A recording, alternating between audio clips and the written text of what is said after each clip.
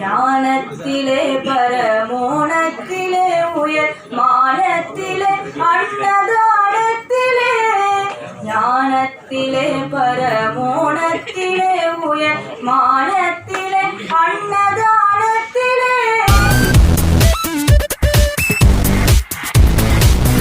தந்திரம் அடைந்து வைத்தோம் என்று ஆடுவோமே.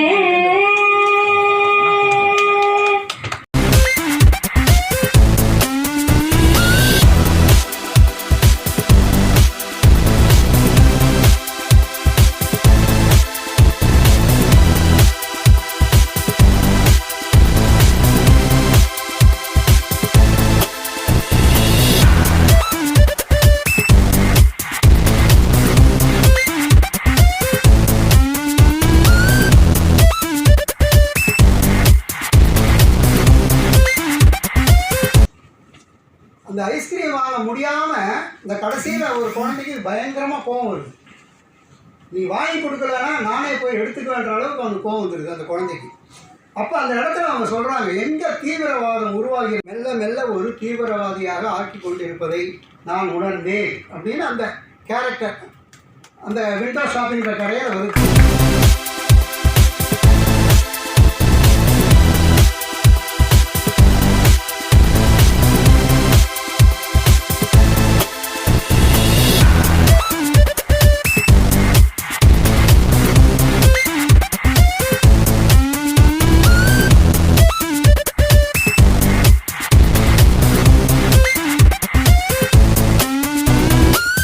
முத்துக்களை மலையாக்கி உங்களுக்கு பரிசாக கொடுக்க போகிறேன். நான் சொல்றது முத்து நானே சொல்லிக்கிறேன்.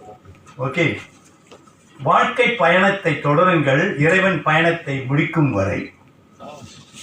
காலத்தின் கட்டங்களை கஷ்டமாக கருதாதீர்கள், கடமைகளை கவலைகளாய் மாற்றாதீர்கள், எப்போதும் மனதை சந்தோஷமாக வையுங்கள், திட்டமிடுங்கள், செயல்படுங்கள், வெற்றி நிச்சயம். கோடிக்கணக்கான பணத்தை வைத்திருப்பதை விட கோடிக்கணக்கான இதயங்களில் வாழ்பவனே பணக்காரர்.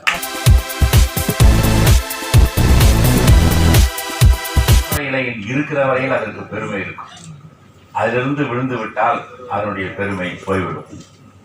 பழுக்கு காட்சி இரும்பின் மீது விழுந்தால் அது இருக்கிற இடமே தெரியாமல் போய்விடும். அதே சிற்பியினுடைய வாயிலே விழுந்தால் முத்தாக வரும்.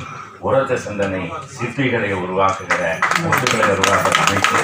எவ்வளவோ துன்பப்பட்ட போது எனக்கு என் பக்கபலமாக இருந்து எனக்காக ஓடி ஓடி உழைத்து என் தாசனாகவே இருந்து நீ செய்த பணிகளுக்கெல்லாம் நன்றி என்ற ஒன்றை தவிர கடனாகவே நான் இருக்க விரும்புகிறேன். இதில் எழுத்துக்கு மரியாதைன்றதை விட அது போட்டி வச்சு ஒரு ரெகக்னிஷன் கொடுக்கும்போது என்ன ஆகுதுன்னா அவங்களுடைய கௌரவம் உயர்ந்துடும். இப்படிக்கு மரணம் என்கிற ஒரு கவிதை பாஸ்கருக்கு ஒரு கடவுள் நான் எழுப்பியுள்ளார்.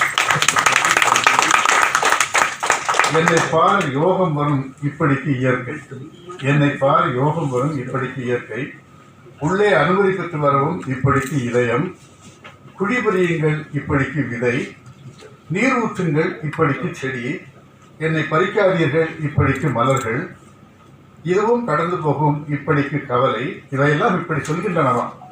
இதுவும் கடந்து போகும் இப்படிக்கு கவலை, யாமிருக்க பயம் ஏன் இப்படிக்கு தன்னம்பிக்கை, வாழ்க்கை வாழ்வதற்கே இப்படிக்கு இந்த நொடி. இந்த நொடியை வாழ வேண்டும் என்பதற்காக சொல்கிறார்.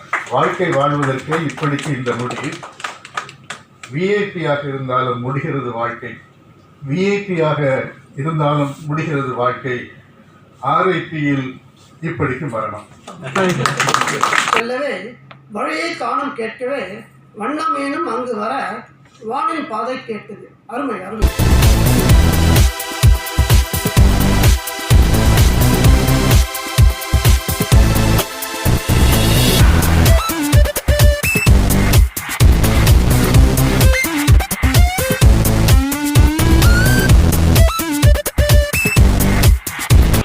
அரவணைத்து நம்மை ஒற்றுமையாக இருப்பதற்கு காரணமாக இருக்கின்ற நமது அருமை தமிழ் தாய்க்கு எனது மனமார்ந்த நமஸ்காரங்கள், வணக்கங்கள், வாழ்த்துக்கள்.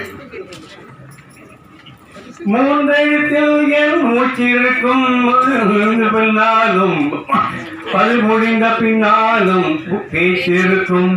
உள்ளம் என்றொரு ஊர் இருக்கும், அந்த ஊருக்குள் எனக்கு ஒரு பேர் இருக்கும். கடமை